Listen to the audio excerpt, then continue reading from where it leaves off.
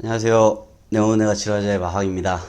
오늘은 갑상선암으로 수술을 해야 되느냐에 대해서 얘기를 나눠볼까 합니다.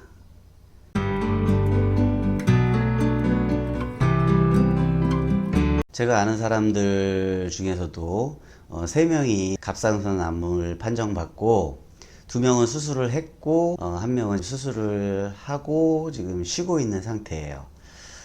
갑상선암이 제 주위에 3명이라고 하면 상당히 많은 숫자죠. 갑상선암의 정확한 원인을 알 수 없지만 방사선 노출이라는 게 공통적으로 나와 있는 원인인데, 우리가 방사선에 노출될 일이 있나요? 있죠. 병원에서 엑스레이나 CT나 이런 걸 찍으면 방사선에 노출이 될 수 있죠. 그 외에 방사선 노출이 될 가능성은 원자력 발전소 주위에 사는 사람 아니고서는 아마 거의 없을 거예요.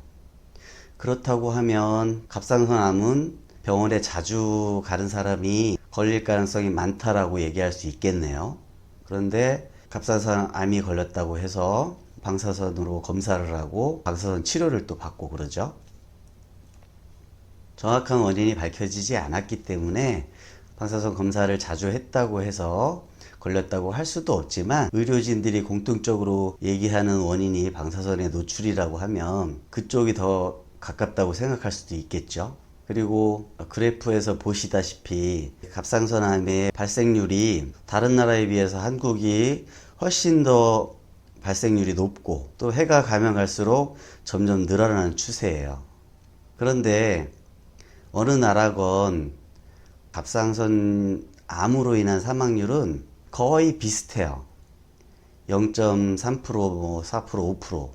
그렇다고 하면 갑상선암으로 사망할 일은 어느 나라나 더 공통적으로 희박한데, 한국만 유독 발생률이 높아서 수술을 많이 하고 있다는 얘기로 봐도 과언이 아닌 거죠. 여러분도 잘 알고 계시겠지만 갑상선은 우리 몸에서 상당히 중요한 기관 중에 하나예요. 갑상선 호르몬을 분비해서 신체의 대사를 조절하고 열혈 생산에서 체온을 유지하는 아주 중요한 역할들을 하고 있는데, 갑상선을 제거해서 갑상선 호르몬이 분비되지 않기 때문에 평생 약을 먹어야 되는 거예요. 죽을 때까지. 처음에는 한 알을 먹으면 된다고 얘기를 하지만, 주위에 수술을 받아본 사람들 얘기를 들어보면 4알, 5알 먹는 사람들도 많이 있다는 얘기죠. 그리고 갑상선 호르몬을 분비하지 못하니까 갑상선의 주요 기능들이 떨어질 수 있겠죠. 또 수술을 했기 때문에 그로 인한 후유증도 많이 있을 테고요. 갑상선암은 착한 암이라고 불리는데, 그 이유가 진행이 더디고 전이 될 확률도 굉장히 적고 96.5% 정도가 유두암이란 말이죠.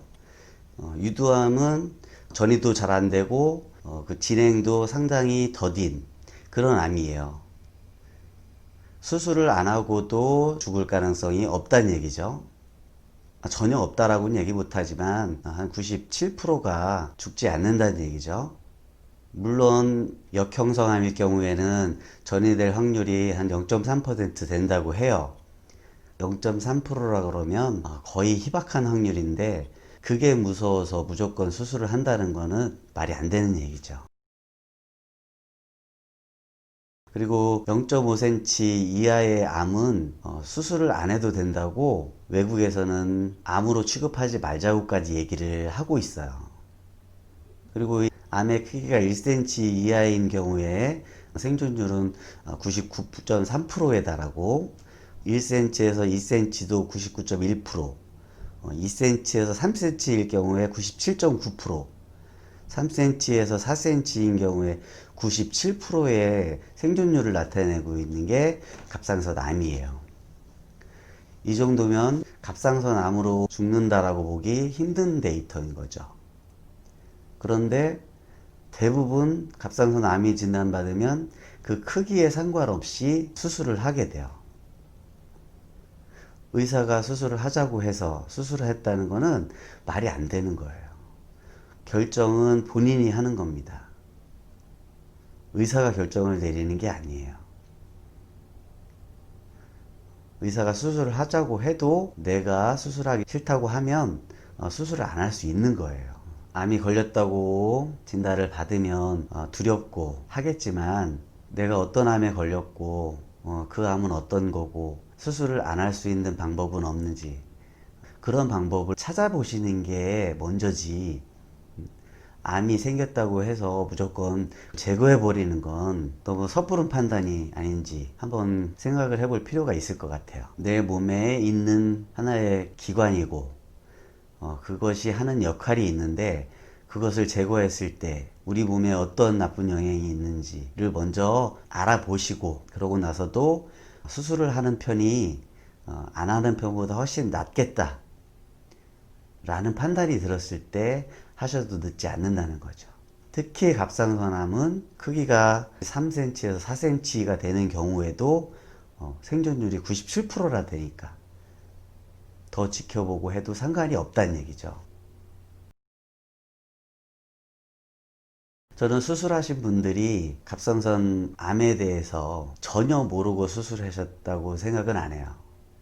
자세히는 모르시더라도 어느 정도는 알고 있지만, 실비보험 때문에 수술을 쉽게 결정을 한다고 생각을 해요.